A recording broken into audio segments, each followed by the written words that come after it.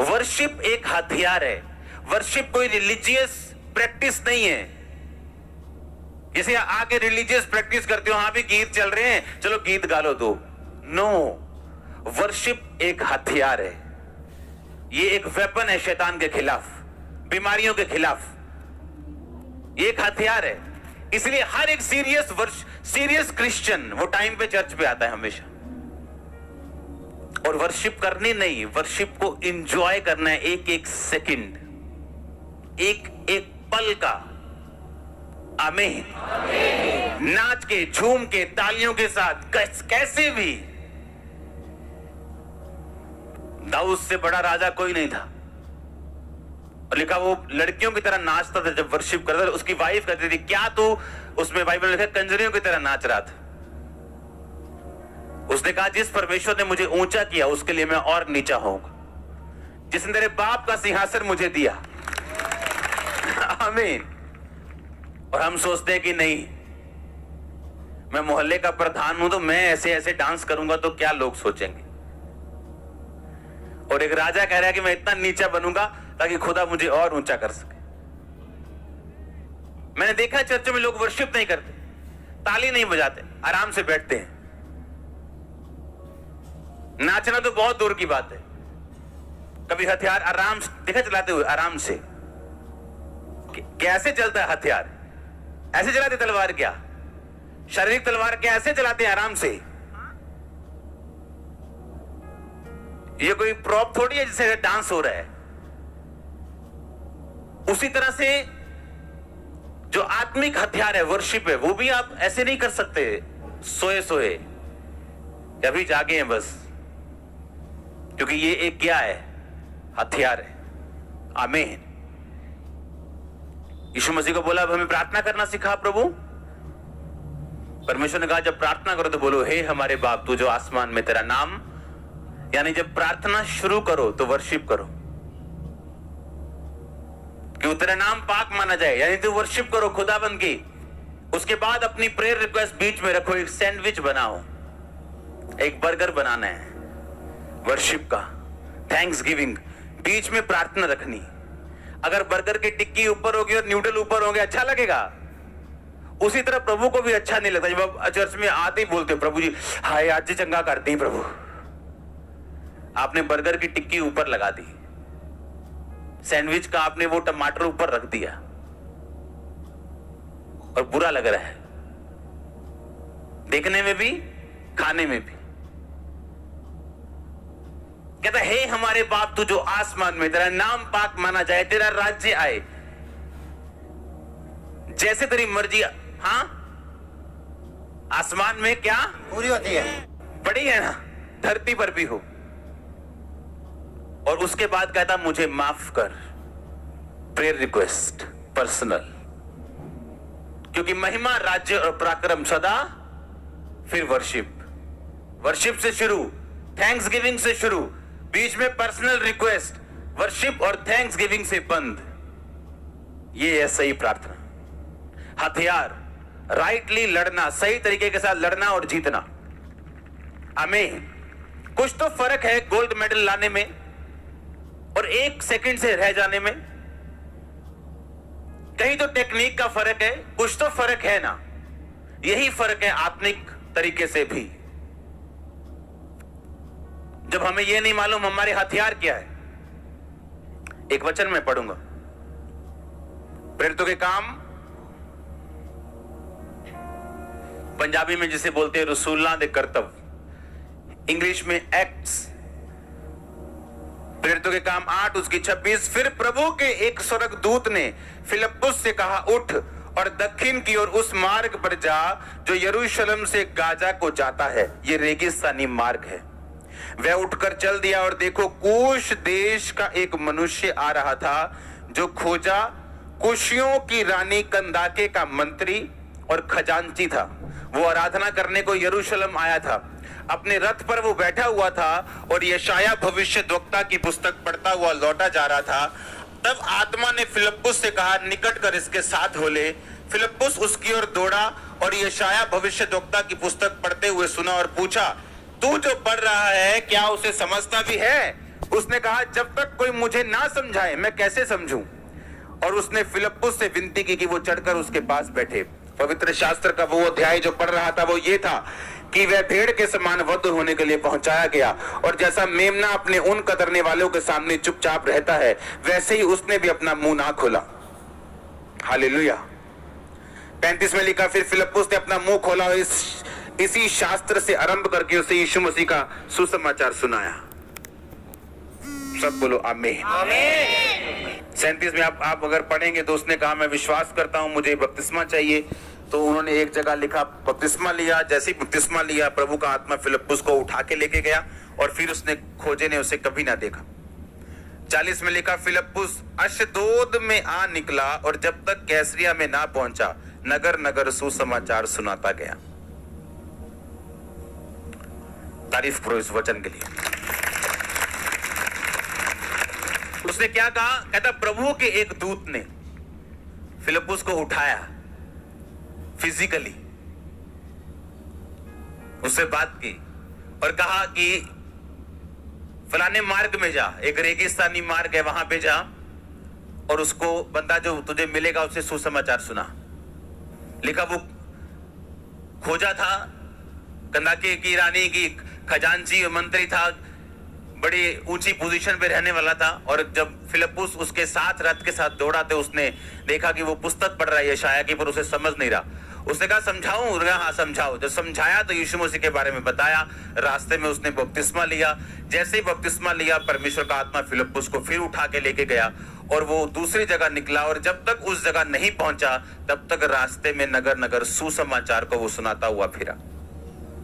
एक और वचन हम खोलेंगे, इफिसियों की पुस्तक 6:10 में, इसलिए प्रभु में और उसकी शक्ति के प्रभाव में बलवंत बनो। अपने पड़ोसी को बोलो, बलवंत बन। परमेश्वर के सारे हथियार बांध लो ताकि तुम शैतान की युक्तियों के सामने खड़े रह सको, क्योंकि हमारा यह मल्ल युद्ध लहू और मांस से नहीं, परंतु प्रधानों, अधिकारियों और संसार के अंधकार के हाकिमों से और दुष्टता की आत्मिक सेनाओं से जो आकाश में है। सब बोलो आमीन। इसलिए परमेश्वर के सारे हथियार बांध लो कि तुम बुरे दिनों का सामना कर सको और सब कुछ पूरा करके स्थिर रह सको। अब हथियार आ गए आगे। इसलिए सच्चाई से अपनी कमर कसकर, धार्मिकता की झिलम पहनकर, पांव में मेल के सुसमाचार की तैयारी के जूते पहनकर। अपने पड़ोसी को बोलो, हथियार बांध, बलवंत हो, ताकि तुम सब कुछ पूरा करके स्थिर रह सके। आमीन। आपने एक हथियार के बारे में सुना जिसका नाम है वर्शिप। उसको पैटर्न बनाओ अपनी लाइफ का। जरूरी नहीं आपको गाना नहीं आता, थैंक यू जीसस, ये भी वर्शिप है। हाँ, जब आप गाड़ी में बैठने से पहले क्या बोलना है? Thank you Jesus. ये क्या है? वर्शिप। जरूरी नहीं आपके पास अच्छा गला हो तभी आप वर्शिप कर सकते हो। थैंक यू जीसस, ये वर्शिप है। हालेलुया, ये क्या है? ये वर्शिप है। वर्शिप वाले दिमाग, दिल, आत्मा के साथ आगे चलो। और उसने कहा, सत्य से अपनी कमर कस, धार्मिकता की झिलम पहन, पांव में मेल की तैयारी के, सुसमाचार की तैयारी के क्या पहन। इसका मतलब सुसमाचार को सुनाना भी मेरा एक क्या है? एक हथियार है। मैं आपसे एक क्वेश्चन करना चाहता हूं, पिछले 1 महीने में कितने लोगों को आपने सुसमाचार दिया?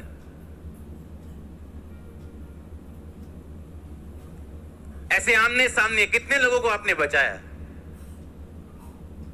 परमेश्वर का एक दास कहता सिर्फ प्रार्थना ही मत करो, उठो और उन लोगों तक पहुंचो जो अब तक यीशु मसीह में नहीं। प्रार्थना करो, लेकिन सिर्फ प्रार्थना करने से सब कुछ नहीं होगा, आपको पहुंचना भी पड़ेगा लोगों तक। कल मैं प्रेयर माउंटेन की जगह देखने के लिए जा रहा था, जो हमारे बिल्कुल इधर वाली साइड है, और प्रेयर माउंटेन जल्दी शुरू हो जाएगा। आप जहां जाके प्रार्थना कर पाएंगे, पूरी ग्राउंड में, प्रेयर माउंटेन में, वो जल्दी शुरू हो जाएगा। ले लिया गया वो। सुनो ध्यान से, मैं वहां पे कल जा रहा था। मैंने जब रास्ते में वापस आया, मैं तो कुछ मैंने बच्चे देखे जो उनके पास कपड़े वगैरह नहीं थे झुग्गियों में, और मैं वहां पे चला गया। मैंने कहा मैं जाता हूं। तो मैंने जाके पहले पानी पुनी पिया, वहां बैठा मैं आराम से। तुम मसीह में हो? कहते हम सब मसीह में हैं। अरे मैं हैरान हो गया। मैंने कहा अच्छा आप सब मसीह में? कहते हम सब मसीह में। और 2-3 बहनें आई, बोला ये मसीह में नहीं। और आप यकीन करो, सिर्फ मेरे वहां जाने से और 2 बातें कहने से वो लेडी मसीह में है अभी 10 मिनट में। और ये चीज इंपॉर्टेंस बताती है विजिट की और आपके सुसमाचार सुनाने की। कितने लोगों के पास आप गए हो? कितने लोगों के पास आपने जाके बताया है? कितने लोगों को आपने सुसमाचार दी? क्योंकि ये एक वेपन है, ये एक हथियार है आपकी लाइफ के लिए भी। ये आपकी लाइफ का हथियार है। खुदावंद के लिए कुछ नहीं है, ये आपके लिए है सब कुछ। आप जब सुसमाचार किसी को दोगे और वो बंदा बचाया जाएगा, उसकी बरकत आपको मिलेगी। आपकी प्रेयर्स रिलीज होंगी। आपकी प्रेयर्स का उत्तर आएगा जब आप सुसमाचार किसी को देंगे। तो स्वर्गदूत ने स्पेशल उठा के क्या बोला कि जाओ और सुसमाचार दे, एक बंदा आ रहा है। और लिखा उसको सुसमाचार दिया गया, और वो जैसे ही पानी की जगह पहुंचा उसने कहा मैं बपतिस्मा लेना चाहता हूं।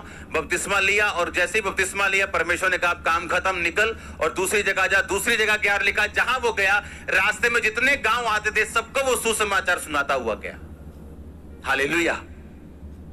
लेकिन आज चर्च इतनी सेल्फिश लगती है कई बार कि उन्हें कोई मतलब नहीं है सुसमाचार देने से। उन्हें यह मतलब है कि मेरा केस कैसे सोल्व हो, मैं ले हैंड के नीचे कैसे जाऊं, मैं अपनी हीलिंग को आमीन बोल के कैसे ले लूं, बस मुझे बरकत कैसे मिले। मैं बहुत दुखी हूं। यही तो मैं बता रहा हूं। आपके दुखों से निकलने का तरीका यह है कि शैतान से बचो नहीं, उसे एक चपेट मारो जोर से सुसमाचार की। आमीन। अरे उसको पकड़ो, उसने आपको तंग किया, अब लोगों को जाके उसको तंग करो।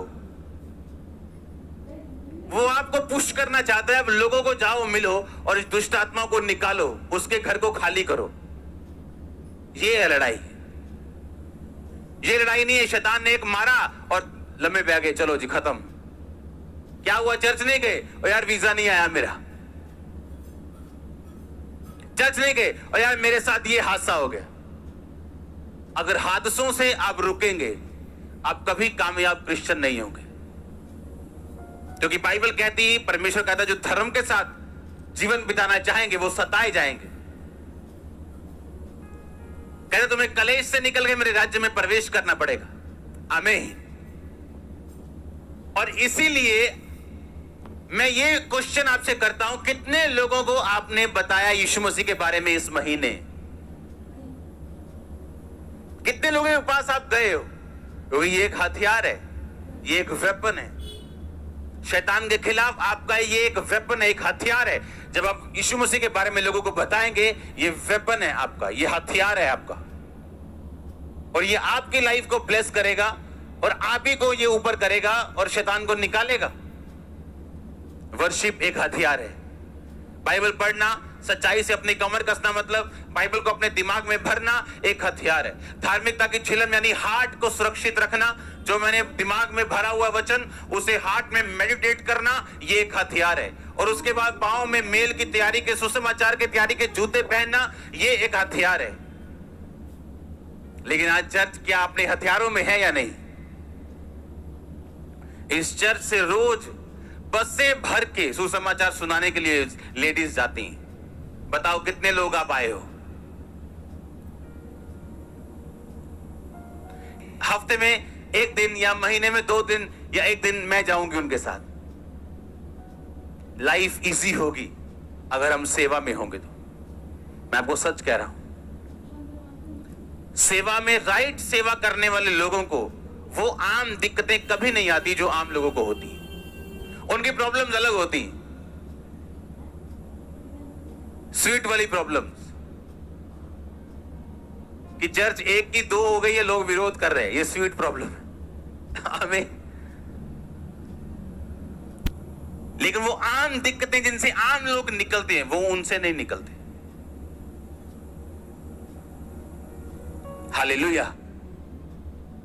अगर लोगों के लिए आप छत बना रहे हो बहुत बड़ी, तो आप तो उस छत के नीचे पहले से ही हो, आप बच जाओगे। तो क्या मैं सुसमाचार सुनाने के लिए गया? मुझे क्वेश्चन अपने आप को करने की जरूरत है। अगर नहीं गया तो मैं कब जाऊंगा?